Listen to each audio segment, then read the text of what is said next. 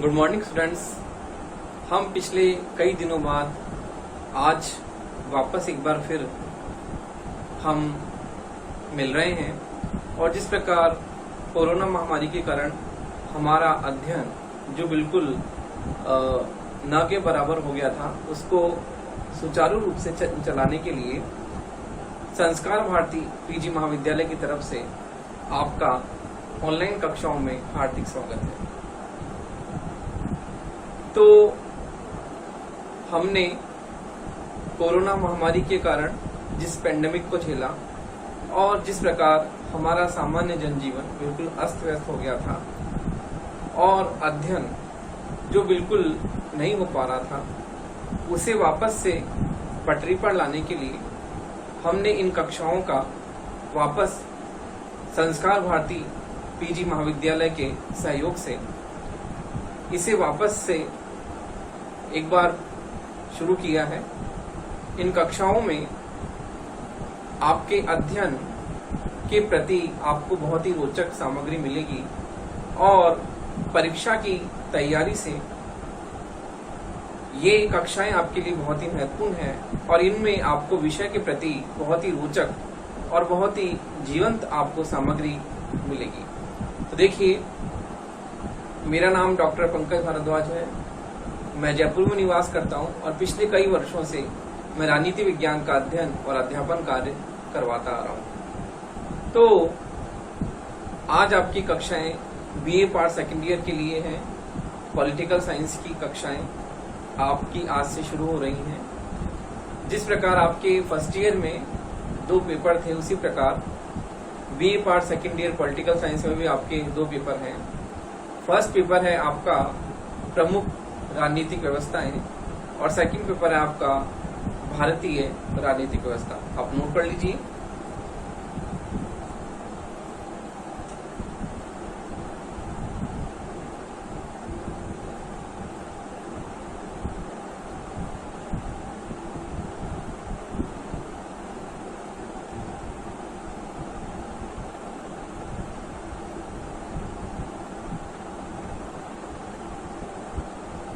आपका first paper है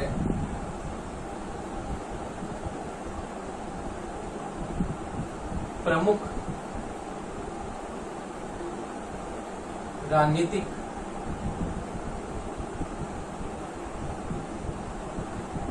व्यवस्थाएं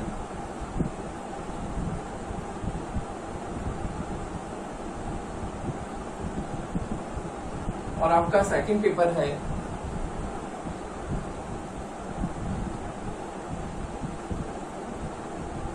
भारतीय राजनीतिक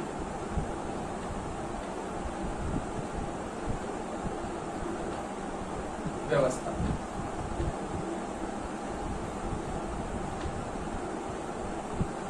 बीए पार्ट सेकंड में पॉलिटिकल साइंस में आपके 2 पेपर हैं। फर्स्ट पेपर का नाम है प्रमुख राजनीतिक व्यवस्थाएं और सेकंड है भारतीय राजनीतिक व्यवस्था। फर्स्ट पेपर में हम विश्व के संविधानों का तुलनात्मक अध्ययन करेंगे।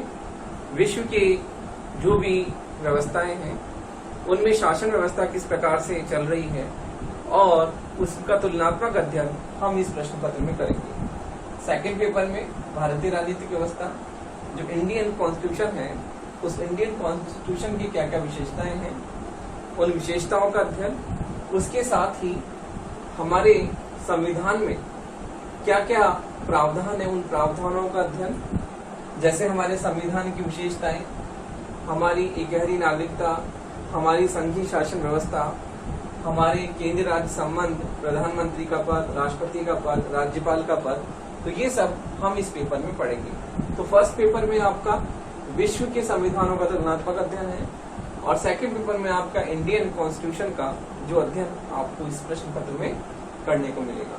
तो देखिए, आज हम आपका फर्स्ट पेपर लेते हैं। सबसे पहले फर्स्ट पेपर में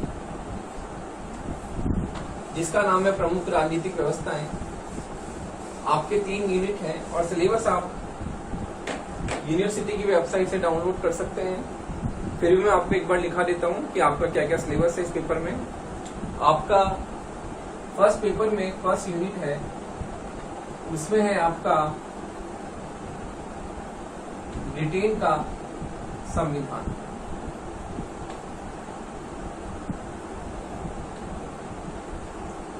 ब्रिटेन का संविधान है आपके फर्स्ट यूनिट में। सेकंड यूनिट में है आपके अमेरिका का संविधान।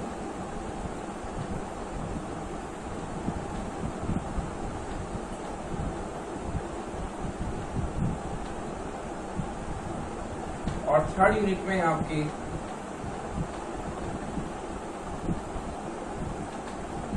चीन,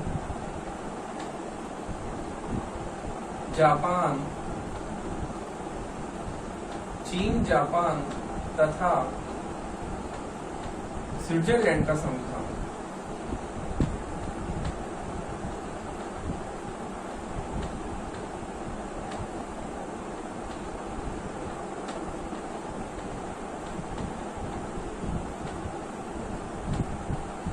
देखिए आपकी इस प्रश्न पत्र में 3 यूनिट हैं।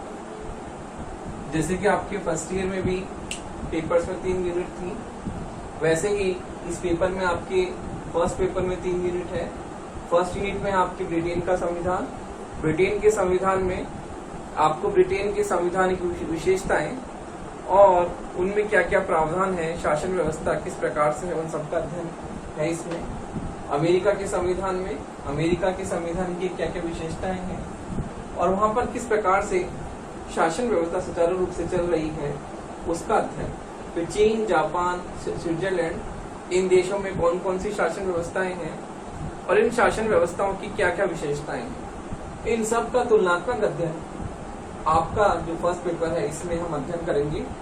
इसमें ब्रिटेन, अमेरिका, चीन, जापान, स्विट्जरलैंड, इनके संविधानों का तुलनात्मक अध्ययन, अर्थात इन संविधानों की क्या क्या विशेषताएं हैं और यहाँ पर जो शासन व्यवस्था है किस प्रकार से सुचारू रूप से चल रही हैं, इन सबका अध्ययन हम इस प्रश्न पत्र में करेंगे।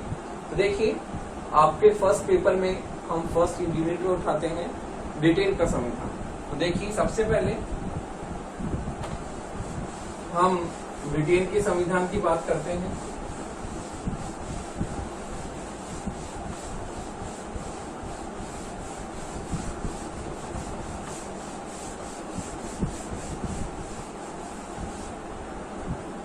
आपका फर्स्ट पेपर है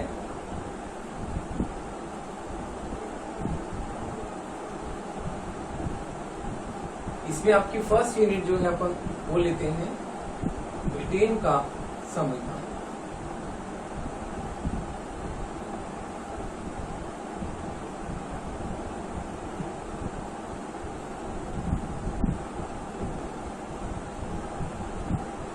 देखिए आपका फर्स्ट यूनिट का हमने फर्स्ट टॉपिक लिया है ब्रिटेन का संविधान। और ब्रिटेन का संविधान देखिए अपने आप में एक अनूठा संविधान है, जहां पर हमें संसदीय शासन व्यवस्था देखने को मिलती है और इसके साथ ही संसदीय शासन व्यवस्था के साथ में वहां पर एक सबसे जो महत्वपूर्ण चीज है वो है वहां का अलिखित संविधान। जैसे कि हमारा जो संविधान है वो लिखित रूप में है, जबकि ब्रिटेन का संविधान अलिखित रूप में है और ये संविधान सबसे प्राचीन संविधान है। तो इस प्रकार ब्रिटेन के संविधान की प्रमुख विशेषताओं का हम वर्णन आगे करेंगे आगे के टॉपिक्स में। और अभी जो है ब्रिटेन के संविधान में ये आपको बताते हैं कि ब्रिटेन का संविधान विश्व का सबसे प्राचीन पुराना संविधान है और इसकी प्रमुख विशेषता यह है कि यहाँ पर संसदीय शासन व्यवस्था है, जिसे कि हमने हमारे संविधान में हमने ब्रिटेन से ये अडॉप्ट की है। तो ब्रिटेन के संविधान के जो प्रमुख स्रोत हैं उनके बारे में हम बात करेंगे, क्योंकि आपके 2 नंबर का प्रश्न कई बार आता है कि ब्रिटेन के संविधान के स्रोत क्या क्या है। तो हम देखते हैं ब्रिटेन के संविधान के स्रोत। तो देखिए आप लिख लीजिए ब्रिटेन के संविधान के प्रमुख स्रोत। ब्रिटेन के संविधान के प्रमुख स्रोत।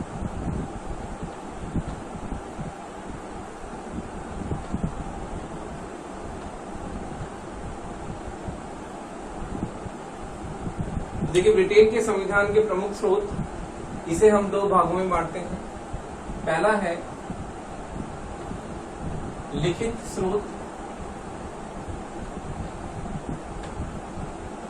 और दूसरा है अलिखित स्रोत।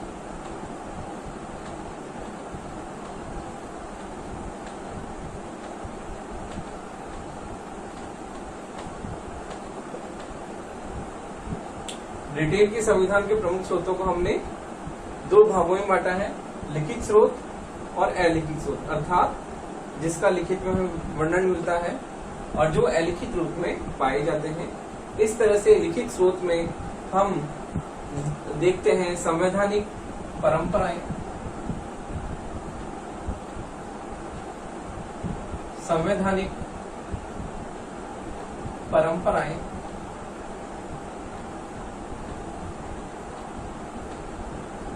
संसदीय कानून,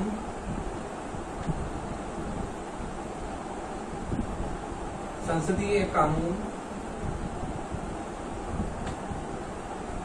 न्यायिक निर्णय,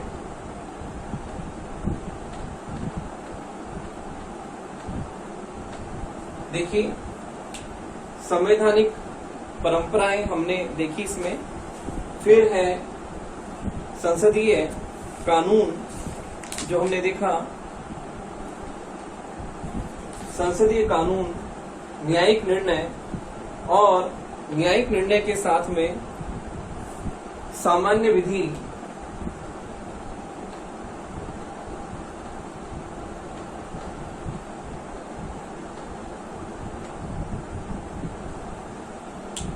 संसदीय कानून, न्यायिक निर्णय, न्यायिक निर्णय के साथ में हमने सामान्य विधि लिखी, संवैधानिक की समझौते हैं, सॉरी संवैधानिक समझौते,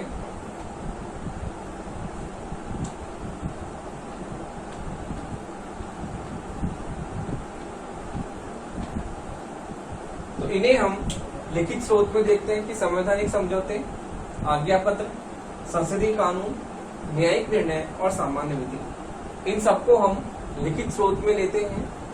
और अलिखित स्रोत में हम लेते हैं अभिसमय,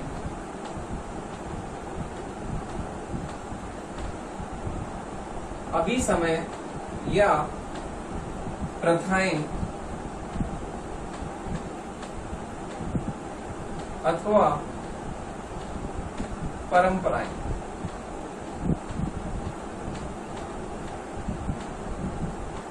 देखिए ब्रिटेन के संविधान के प्रमुख स्रोत हैं, दो प्रकार हैं, लिखित स्रोत में संवैधानिक समझौते, संसदीय कानून, न्यायिक निर्णय और सामान्य विधि है, और अलिखित स्रोत में अभिसमय, प्रथाएं अथवा परंपराएं। तो हम समझते हैं लिखित स्रोत किस प्रकार है।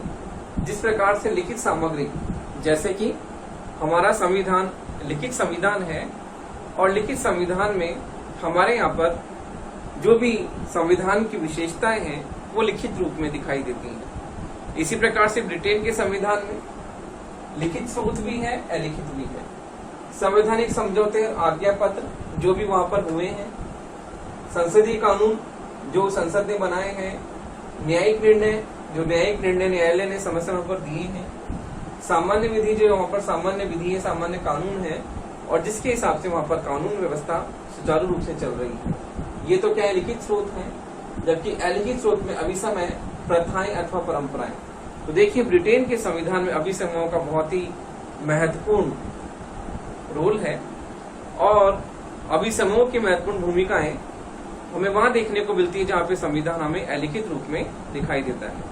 तो ब्रिटेन का संविधान अलिखित रूप में है, इसलिए ब्रिटेन के संविधान में अलिखित स्रोत के रूप में अभिसमय और परंपराएं हैं, अथवा जो परंपराएं वहां पर जिन्होंने कानून का रूप धीरे धीरे धारण कर लिया, वो क्या है, अभिसमय और परंपराएं। तो इस प्रकार से देखिए ब्रिटेन का संविधान बहुत ही प्राचीन संविधान है और इसका जो निर्माण हुआ है वो क्रमिक विकास के साथ साथ हुआ, अर्थात जैसे जैसे मानव क्रम में आगे बढ़ता चला गया उसी प्रकार से ब्रिटेन का संविधान भी धीरे धीरे विकसित होता चला गया।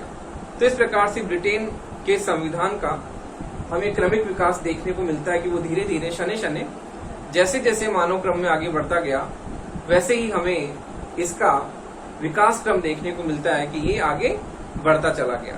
तो इस प्रकार से ब्रिटेन का संविधान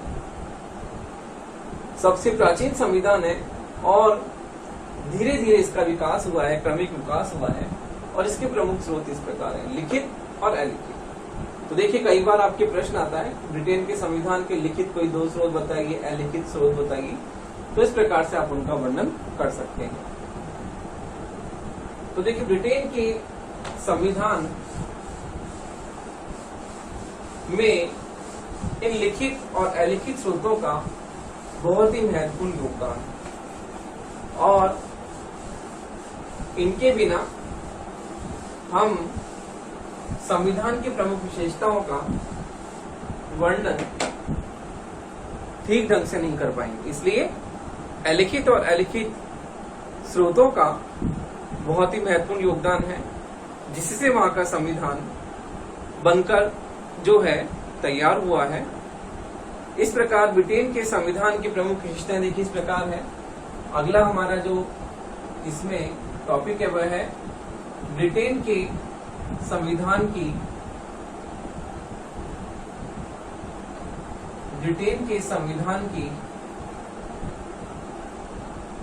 प्रमुख विशेषताएं।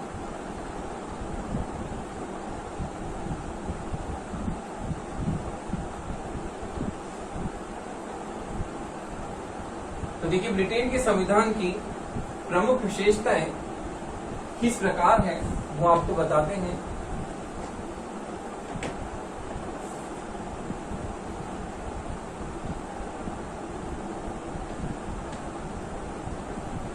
जैसा कि मैंने आपको बताया ब्रिटेन का संविधान धीरे धीरे विकसित हुआ है, इसका एकदम से कोई उत्पत्ति नहीं हुई है, धीरे धीरे ये विकसित हुआ है। तो इसकी पहली विशेषता यह है कि यह विश्व का सबसे प्राचीन संविधान है। यह विश्व का सबसे प्राचीन संविधान है। इस संविधान की सबसे प्रमुख विशेषता यह है कि यह सर्वाचीन है, अर्थात यह सबसे पुराना संविधान है। क्योंकि जहां पर हम फ्रांस का संविधान देखते हैं, रूस का संविधान देखते हैं, तो उनसे भी पुराना संविधान यह है। इसलिए ये सबसे पुराना संविधान इसे हम कहते हैं। फिर देखिए ये विकसित संविधान है, ये विकसित संविधान है।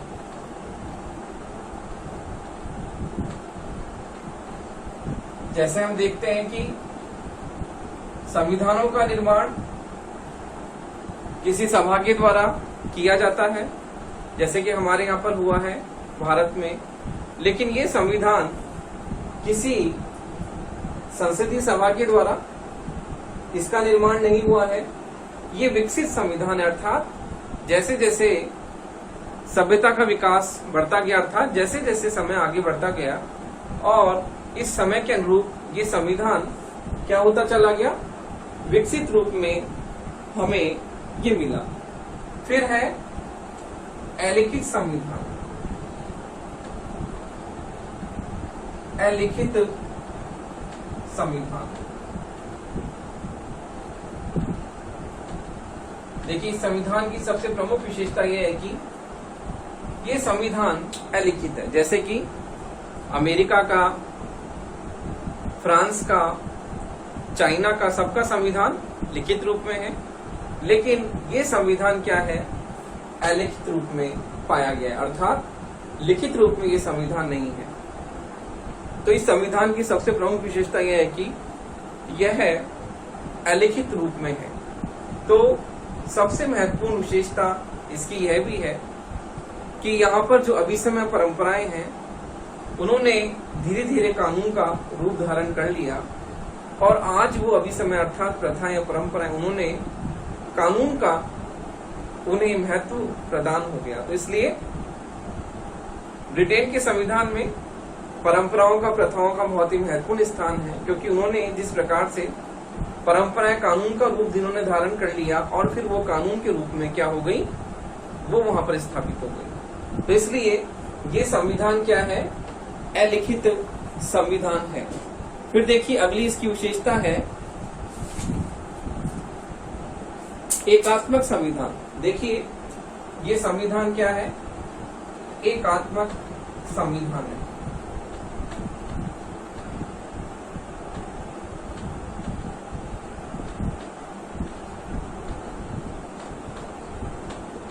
जैसे कि हमने हमारे यहाँ पर भारत में संघात्मक शासन व्यवस्था को अपनाया है और उसके अनुरूप हमारे यहाँ पर केंद्र और उसकी इकाई अर्थात केंद्र और राज्यों के बीच शक्तियों का बंटवारा किया गया है। लेकिन यहाँ पर ऐसा शक्तियों का बंटवारा नहीं है, एकात्मक शासन है और सारी शक्तियां केंद्र में ही निहित होती हैं, अर्थात केंद्र सरकार जो है वह सर्वोच्च है और समस्त शासन की संपूर्ण शक्तियां केंद्र के हाथों में। इसलिए यहाँ पर एकात्मक संविधान हमें दिखाई देता है। फिर है लचीला संविधान।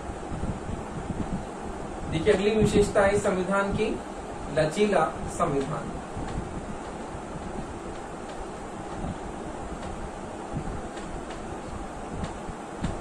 देखिए लचीला संविधान है क्योंकि यहाँ पर जो संविधान में संशोधन होता है वह भी साधारण बहुमत से होता है और जो कानून लागू होते हैं, बनाए जाते हैं, वो भी साधारण विधि से ही स्थापित होते हैं। इस प्रकार से जैसा कि हमारे इंडिया में हमें यदि संविधान में संशोधन करना होता है तो 2/3 विशेष बहुमत से संशोधन करना होता है, विशेष बहुमत उसके लिए आवश्यक होता है। लेकिन यहाँ पर ऐसा नहीं है, यहाँ पे संविधान में लचीलापन है, अर्थात संविधान में साधारण बहुमत से ही संशोधन किया जा सकता है। तो इस प्रकार यहाँ के संविधान की विशेषता क्या है, लचीला संविधान है। फिर है अगली विशेषता है, देखिए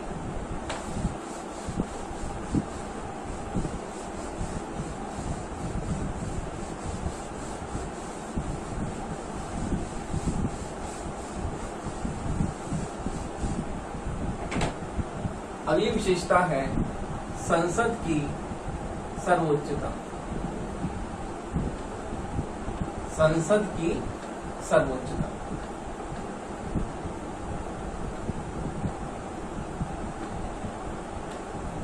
देखिए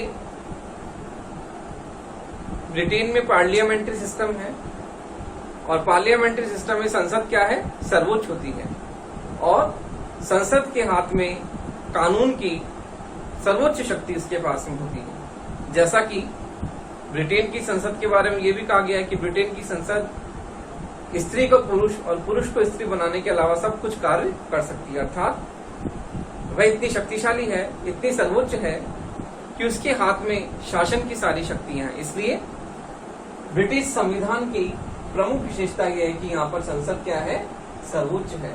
तो इस प्रकार से ब्रिटेन में संसद सर्वोच्च है और संसद की सर्वोच्चता इस बात से ही सिद्ध होती है कि संसद सब कुछ कर सकती है, कानूनों का निर्माण, उनको लागू करना, सब कार्य संसद के हाथों में निहित होते। इसलिए ब्रिटेन में संसद सर्वोपरि है, संसद सर्वोच्च है और सारी शक्तियां शासन की संसद के हाथ में होती है। इस प्रकार से ब्रिटेन में संसद की सर्वोच्चता पाई जाती है। उसके बाद देखिए संसदात्मक कार्यपालिका। अगली विशेषता यह है कि संसदीय कार्यपालिका यहाँ पर पाई जाती है।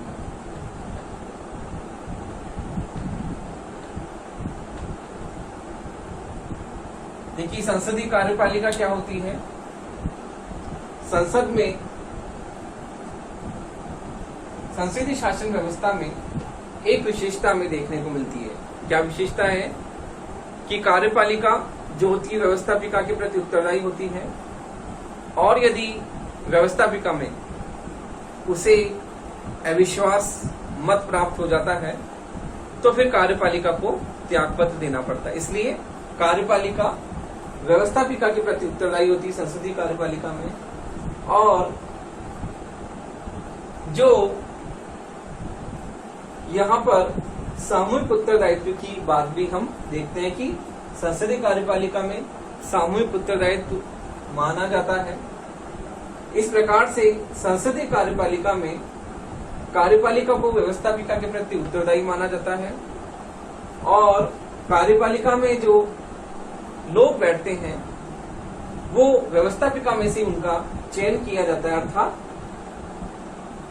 संसदीय कार्यपालिका में कार्यपालिका व्यवस्थापिका के प्रति उत्तरदायी होती है, दोनों में उत्तरदायित्व पाया जाता है, आपसी संबंध पाया जाता है, जो कि हमें ब्रिटेन की संसदीय शासन व्यवस्था में देखने को मिलता है। इस प्रकार से ब्रिटेन में संसदीय कार्यपालिका की विशेषता हमें देखने को मिलती है। फिर देखिए अगला है कि यहाँ पर मिश्रित शासन प्रणाली देखने को मिलती है। मिश्रित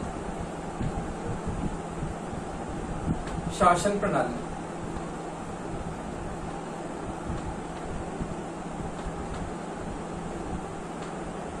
आप देखेंगे मिश्रित शासन प्रणाली का क्या मतलब है। ब्रिटेन के संविधान में हमें राजतंत्र शासन प्रणाली भी देखने को मिलती है, कुलीन तंत्र शासन प्रणाली भी देखने को मिलती है, और लोकतंत्र शासन प्रणाली भी देखने को मिलती है। देखिए यहाँ पर 3 शासन व्यवस्थाओं का मिश्रण है, राजतंत्र, कुलीन तंत्र और क्या है, लोकतंत्र। देखिए ब्रिटेन में इन तीनों शासन प्रणालियों का मिश्रण हमें देखने को मिलता है ब्रिटिश संविधान में। यहाँ पर राजतंत्र भी है, कुलीन तंत्र भी है और लोकतंत्र भी है। राजतंत्र कैसे? राजा रानी का शासन है, तो यहाँ पर राजतंत्र शासन प्रणाली हमें देखने को मिलती है, राजा रानी यानी ताज का शासन।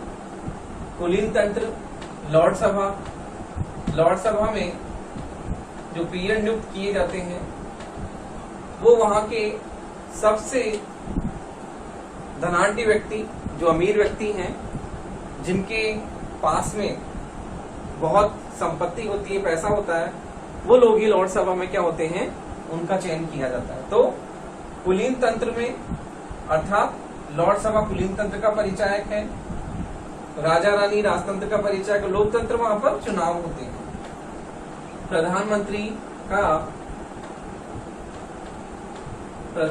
का चुनाव होता है।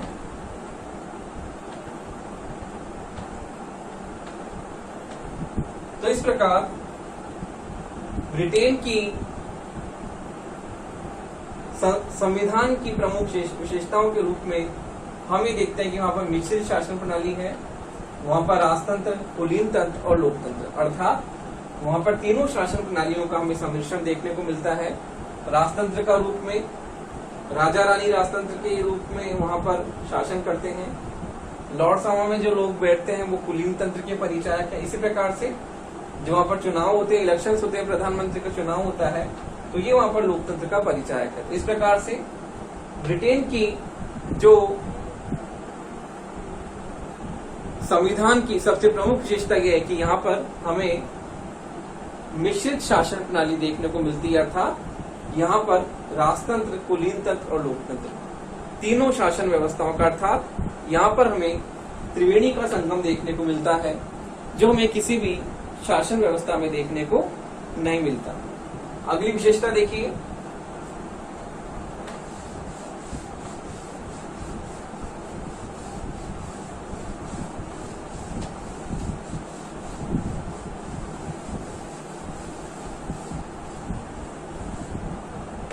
अगली विशेषता है यहाँ पर विधि का शासन होता है। विधि का शासन, अर्थात जो शासन व्यवस्था है सीमित है, मर्यादित है, और विधि क्या है, सर्वोपरि है। विधि क्या है, सर्वोच्च है। तो इस प्रकार से ब्रिटेन के संविधान में हमें विधि का शासन देखने को मिलता है। यहाँ कानून की सर्वोच्चता, कानून की सर्वोपरिता में देखने को मिलती है, और विधि अर्थात कानून के अनुसार ही शासन होता है, और शासन लिखित व जो भी नियम है उन नियमों के अनुसार ही शासन होता है, अर्थात सीमित और मर्यादित शासन होता है। शासन असीमित और अनियंत्रित नहीं होता। इस प्रकार से विधि सर्वोच्च है, और विधि के समक्ष समानता, अर्थात विधि के समक्ष कोई छोटा बड़ा अमीर गरीब नहीं है। विधि के सामने सभी क्या है, समान है, और विधि कानूनों का पालन करवाने में किसी प्रकार की कोई असमानता जो है, असमानता व्यवहार नहीं करेगी। विधि के समक्ष सभी समान है, और विधि क्या है, सर्वोच्च है। कानून की सर्वोच्चता जो है वह ब्रिटिश संविधान की सबसे प्रमुख विशेषता है। अंतर,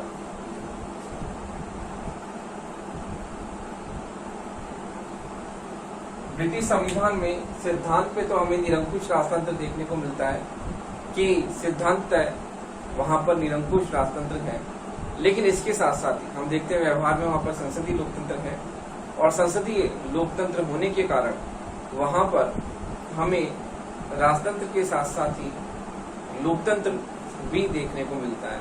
तो हम ये देखते हैं कि वहां पर निरंकुश राजतंत्र तो सिद्धांत है, लेकिन इसके साथ ही वहां पर संसदीय लोकतंत्र भी है, और इस कारण से मंत्रिमंडल जो होता है वो सामूहिक रूप से संसद के प्रति उत्तरदायी होता है, और इस प्रकार उत्तरदायी शासन की वहां पर हमें व्यवस्था देखने को मिलती है। अगला जो विशेषता वो है कि नागरिक मौलिक अधिकार।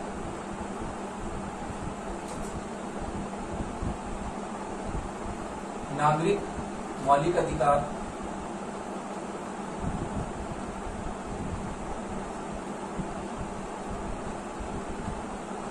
ब्रिटिश संविधान एलिखित संविधान है, लेकिन एलिखित संविधान होने के साथ साथ यहाँ पर नागरिकों को मौलिक अधिकार भी दिए गए हैं, और जैसा कि 1698 के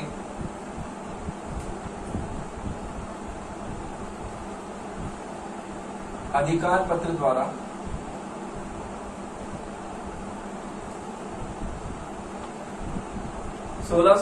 के अधिकार पत्र द्वारा नागरिकों को अधिकार दिए गए हैं, जैसे कि बंदी प्रत्यक्षीकरण, और उसके साथ ही शस्त्र धारण करने का अधिकार, ये वहां पर नागरिकों को दिए गए हैं अधिकार।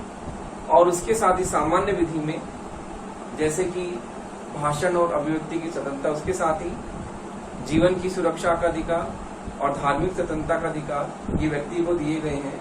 तो इस तरह से ब्रिटिश संविधान में अलिखित होने के बावजूद भी वहां पर नागरिकों को मौलिक अधिकार दिए गए हैं, और व्यक्ति अपने मौलिक अधिकारों का निर्बाध रूप से वहां पर क्या करता है, उपभोग करता है। तो इस प्रकार अगली जो विशेषता है वह यह है कि द्विदलीय शासन प्रणाली।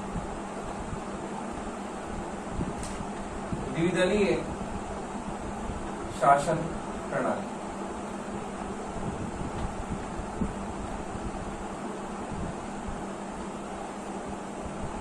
देखिए, ब्रिटेन में द्विदलीय शासन व्यवस्था है।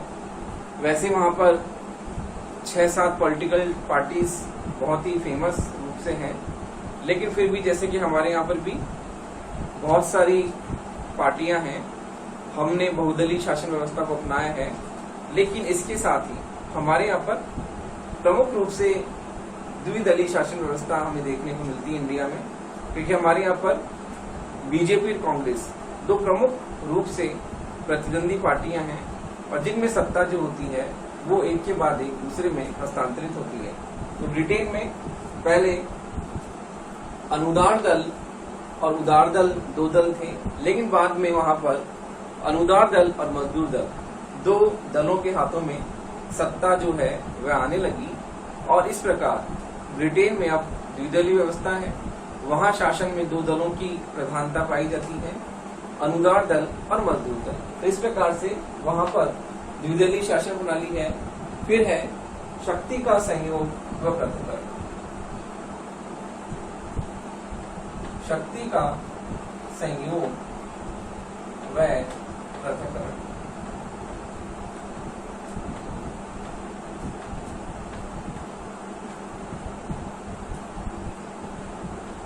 देखिए ब्रिटिश शासन व्यवस्था में शक्ति पृथक्करण सिद्धांत निहित है और शक्ति पृथक्करण सिद्धांत के कारण वहां पर शासन की शक्तियां कार्यपालिका, व्यवस्थापिका, न्यायपालिका, शासन के 3 अंग हैं और तीनों अंगों में शासन की सारी शक्तियां बटी हुई है। लेकिन उसके बावजूद भी मैं आपको एक एग्जांपल देता हूं कि वहां पर जो लॉर्ड चांसलर है, लॉर्ड सभा का जो अध्यक्ष है उसे लॉर्ड चांसलर कहते हैं और लॉर्ड चांसलर वहां पर व्यवस्थापिका का भी सदस्य है और कार्यपालिका का अर्थात मंत्रिमंडल का भी सदस्य है, संसद का भी सदस्य है, लॉर्ड सभा का सदस्य है।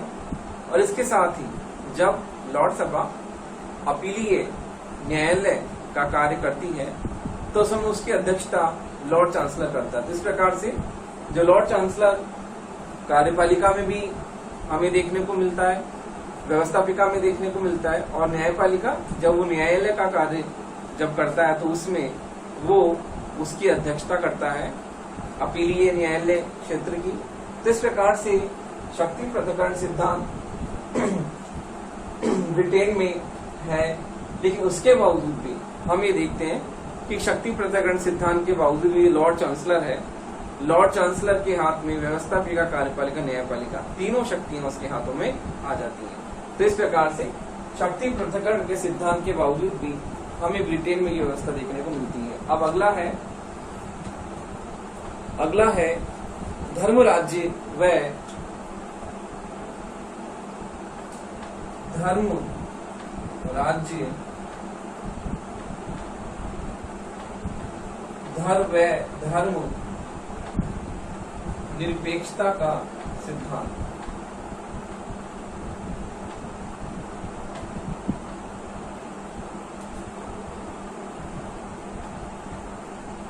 देखिए ब्रिटेन में राजकीय धर्म है क्योंकि ब्रिटेन एक ईसाई देश है और क्रिश्चियन रिलीजन वहां पर अडॉप्ट किया गया है।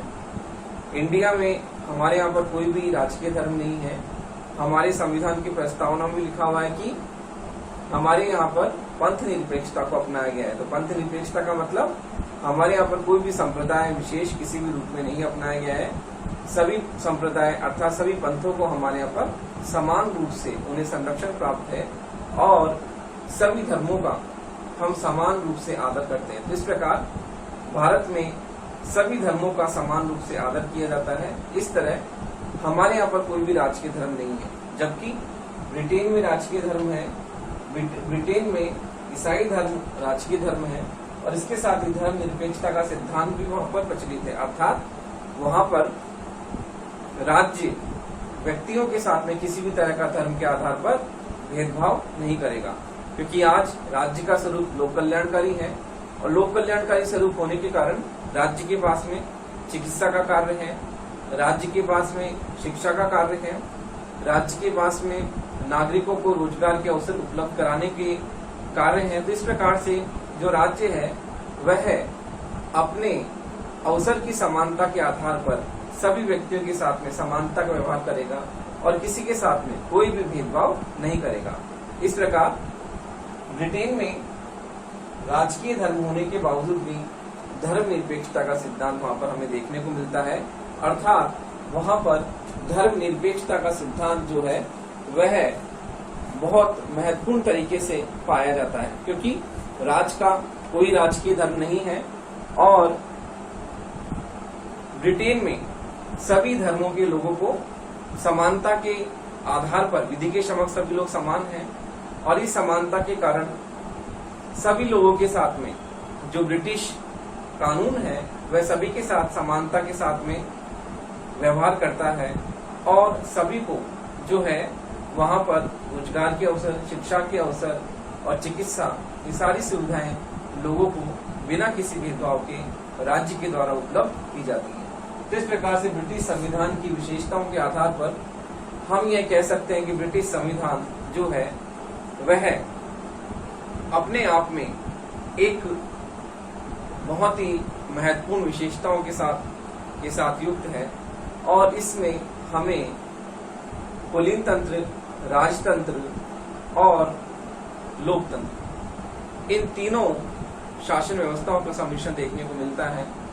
तो इस प्रकार ब्रिटिश संविधान की विशेषताएं हमने देखी, किस प्रकार से ये जो ब्रिटिश संविधान इन विशेषताओं के साथ में युक्त है। अब इसके बाद में आपका एक अगला टॉपिक आता है इस ब्रिटिश संविधान में, वो आता है अभिसमय। तो देखिए, अभिसमय आपका महत्वपूर्ण टॉपिक है जिससे आपके परीक्षा में हमेशा प्रश्न आते हैं कि अभिसमय क्या है और अभिसमय की क्या उपयोगिता है और इनका पालन क्यों किया जाता है। देखिए, अब अभिसमय के बारे में हम देखते हैं